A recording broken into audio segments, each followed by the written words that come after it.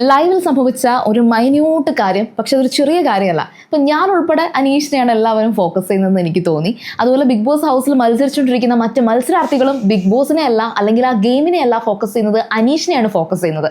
ഇന്നത്തെ വലിയൊരു എപ്പിസോഡിന് ശേഷവും നെവിൻ അനീഷിൻ്റെ കൂടെ പോയി കിടക്കുന്നതും ഒട്ടിപ്പിടിച്ചിരിക്കുന്നതും എല്ലാം കണ്ടപ്പോഴും എനിക്ക് തോന്നിയെന്ന് വെച്ചാൽ, ചിലപ്പോൾ തമാശയ്ക്ക് കാണിച്ചായിരിക്കും നെവിൻ്റെ ഒരു ക്യാരക്ടർ അങ്ങനെയാണ്. പക്ഷേ അതും ഈ പറഞ്ഞ എല്ലാവരും അത് കണ്ടുകൊണ്ടിരിക്കുകയാണ്. ഭയങ്കര വിസിബിൾ ആണല്ലോ.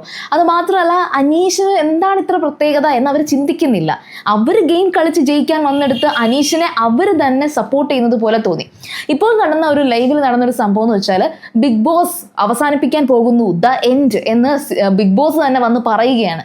അതിൻ്റെ റീസൺ വേറെ ഒന്നുമല്ല, അത് കുറച്ച് മുന്നേ ഞാനും ചിന്തിച്ചൊരു കാര്യമാണ്. ജിസേൽ വീണ്ടും ശരിക്കും പറഞ്ഞാൽ മേക്കപ്പ് യൂസ് ചെയ്യുന്നുണ്ട്. പിന്നെ അവർ അങ്ങോട്ടും ഇങ്ങോട്ടും, ഇപ്പം ആദില, നൂറ, അവർ ഹെയർ ബാൻഡ് അങ്ങോട്ടും ഇങ്ങോട്ടും ഷെയർ ചെയ്യുന്നുണ്ട്. ഒന്നും വേണ്ട, മുടി അഴിച്ചിട്ട് നില്ല്. എല്ലാവരും മുടിയൊക്കെ അഴിച്ചിട്ടാണ് ഇപ്പോൾ പ്രോഗ്രാംസിനൊക്കെ പോകുന്നത്. പിന്നെ ലിപ്സ്റ്റിക്കും മേക്കപ്പും അതൊരു അഡിക്ഷൻ. അത് നമ്മളൊരു വീഡിയോയിൽ ചെയ്തിട്ടുണ്ട്. നിങ്ങൾ പ്രീവിയസ് വീഡിയോ ചെക്ക് ചെയ്താൽ നിങ്ങൾക്ക് മനസ്സിലാകും. അപ്പോൾ ഈ പറഞ്ഞ നിയമങ്ങൾ എഗെയിൻ ജിസേൽ ലംഘിച്ചു. ജിസേൽ മാത്രമല്ല, ജിസേലിൻ്റെ പേര് അവിടെ എടുത്തു പറയുന്നില്ല. കുറേയധികം സ്ത്രീകൾ, പിന്നെ നെവിൻ, ഇവർ അത് ലംഘിച്ചിട്ടുണ്ട്. അപ്പോൾ ഈ കാര്യം ലാലേട്ടൻ എടുത്തു പറഞ്ഞതാണ്, ഈ ഒരു നിയമം ഇവിടെ തെറ്റിക്കാൻ പറ്റില്ല എന്ന്.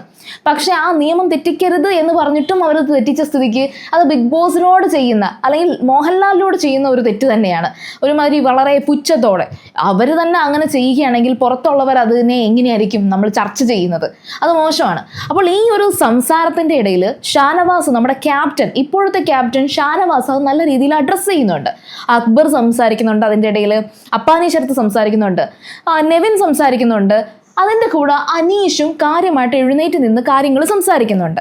തൊട്ടടുത്തിരുന്നിട്ട് നെവിൻ പറയുന്നുണ്ട് അനീഷ് സംസാരിക്കണ്ട എന്ന രീതിയിൽ. പക്ഷേ അത് നമ്മുടെ ഷാനവാസിന് ഇഷ്ടപ്പെട്ടില്ല. ഷാനവാസ് അപ്പോൾ നെവിനോട് നല്ല കുറച്ച് ചൂടായിട്ട് തന്നെ പറയുന്നുണ്ട്, ഞാനിവിടെ വന്നിരിക്കുന്നത് റബ്ബർ സ്റ്റാമ്പായിട്ടല്ല, വെറുതെ നോക്കുകുത്തിയല്ല, ഞാൻ തന്നെയാണ് ഇപ്പോഴത്തെ ക്യാപ്റ്റൻ. പക്ഷേ അക്ബറിന് സംസാരിക്കാൻ ഇവിടെ സ്വാതന്ത്ര്യം കിട്ടിയതുപോലെ തന്നെ അനീഷിനും സ്വാതന്ത്ര്യമുണ്ട്. എനിക്ക് ഈ പറഞ്ഞ ഷാനവാസിൻ്റെ വാക്കുകൾ ഭയങ്കരമായിട്ട് ഇഷ്ടപ്പെട്ടു. കാരണം ഷാനവാസ് അവിടെ അനീഷിന് സ്പേസ് കൊടുത്തില്ലെങ്കിൽ അവിടെ നടക്കാൻ പോകുന്ന ചർച്ച, അല്ലെങ്കിൽ പുറത്ത് നടക്കാൻ പോകുന്ന ചർച്ച, ക്യാപ്റ്റനായ ഷാനവാസ് അനീഷിന് എന്തുകൊണ്ട് എന്ന ചോദ്യം വരും.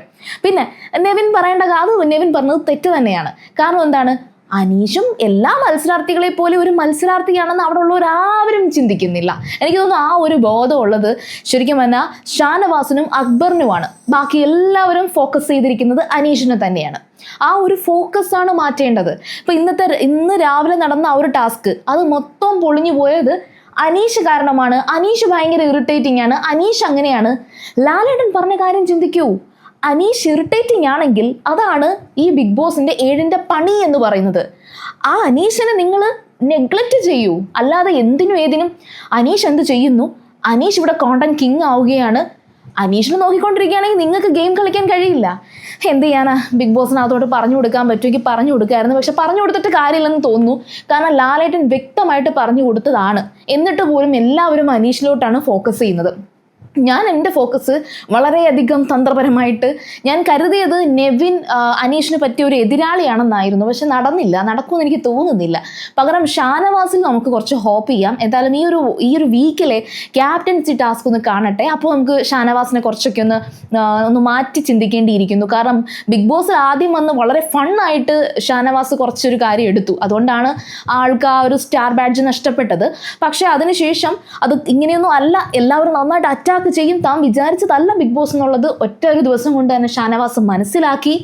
അതുകൊണ്ട് തന്നെ ആ ഒരു പുകഞ്ഞ കൊള്ളി പുറത്ത് എന്ന് പറയുന്ന ടാസ്കിനകത്ത് ഷാനവാസ് നന്നായിട്ട് പെർഫോം ചെയ്തു. അതിനുശേഷം എല്ലായിടത്തും ഷാനവാസ് ആക്റ്റീവാണ്, പക്ഷെ ഇറിറ്റേറ്റിംഗ് അല്ല. സോ നമുക്ക് എന്തായാലും കാത്തിരുന്ന് കാണാം. ഇപ്പോൾ ഒരു മിഡ് വീക്ക് എവിക്ഷൻ്റെ ഒരു സംഭവം നടന്നുകൊണ്ടിരിക്കുകയാണ്. ഞാൻ അപ്പോൾ അതിലേക്ക് പോകട്ടെ. നിങ്ങൾ സീരിയൽ ഗ്രാൻഡ്മ ആദ്യമായിട്ടാണ് കാണുന്നതെങ്കിൽ ചാനൽ സബ്സ്ക്രൈബ് ചെയ്ത് കമൻറ്റ് ചെയ്ത്